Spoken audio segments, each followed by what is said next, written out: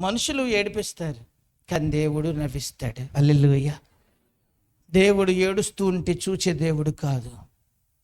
మన పిల్లలు నవ్వుతూ ఉండాలని మనం చూస్తాం. మన పరలోకపు దేవుడు కూడా మన కన్నీటిని ఏం చేసే దేవుడు? తుడిచే దేవుడు. హల్లెలూయా.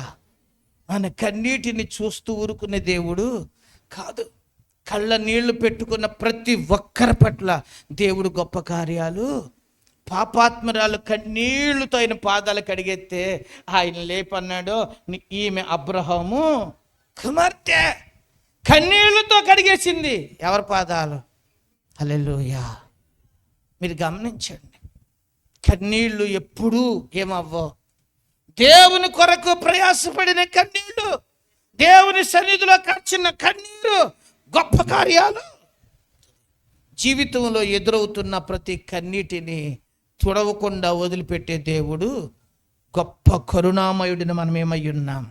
హల్లెలూయా కదా. ప్రకటన గ్రంథంలో కూడా రాస్తాడు, ప్రతి కన్నీటి బాష్ప బిందువు నేనేం చేస్తానో తెలుసా? తుడుస్తా. అక్కడ కన్నీరే ఉండదు, దుఃఖమే ఉండదు, ఏడ్పు ఉండదు, వేదన. హల్లెలూయా.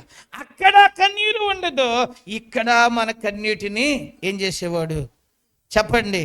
తుడిచే దేవుడు. నిందిస్తే చెప్పండి, మన దేవుడు తక్కువైన వాడేమి? చాలా. చెప్పండి, ఎవరు? గొప్ప దేవుడు. హల్లెలూయా. ఉన్నతమైన దేవుడు, విలువలు కలిగిన దేవుడు, హోందాతనాన్ని ఇచ్చిన. హల్లెలూయా. ఈరోజు అలాంటి దేవుని మనం ఏమై ఉన్నాం చెప్పండి. ఈరోజు గుర్తుంచుకోండి, మన దేవుడు మనల్ని విడిపించే దేవుడు. ఏ దేవుడు? మరణము నుండి, కన్నీటి నుండి, నిందల నుండి ఏం చేసే దేవుడు. ఎవరు నిందించబడుతున్నా, ఎన్ని రకాలుగా నిందించబడుతున్నా యేసయ్య దగ్గరికి రండి. దేవుడు మీ నిందను, కన్నీటితో ఒకవేళ మన బ్రతుకులు ఉన్నాయా, నీ దుఃఖాన్ని దేవుడు తుడిచే రోజు ఏమవుతుంది? ఈరోజే. హల్లెలూయా.